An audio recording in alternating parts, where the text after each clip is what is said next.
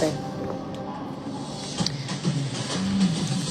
Özləmirəm sənsiz olan bu dünyada. Nəsimin də səsi qəşəngdir ya. Məsafələr yorur məni. Qəşəng olmuşam, ətəqa. Kökəlmişəm mən. Dodaqlarım çox iridir. Dodaqlarımı tez eləmişəm də. Çini çaydanmış. Çini çaydan bildiniz də nə oldu da?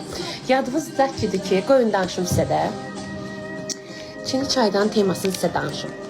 Demək, yadınızda da bizim bu bir şeyimiz olmuşdu. Anlaşılmamazlığımız. Hatırlayırsınız kızlar? Mən ekran kaydı eləyib paylaşmışlar. Onun da ekran kaydını geri dönüşüb paylaşmışlar. Yadınızdadır? Bugün açılışda mən bilmirdim də o da orada olacaq. Gördüm ki o da orada da oxuyur. Üz-üzə gəldik belə.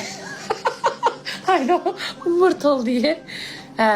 O üz-üzə gəldik belə. Mən canlı yayındaydım, elə qızlar gördü. Oradan şey dedi ki Cəmalə, Arzu deyir dalaşaq. Biz belə gülüşdük, oynanda o şey ulduzlarımız bir arada böyle bızz eləmişdi ya, həll oldu.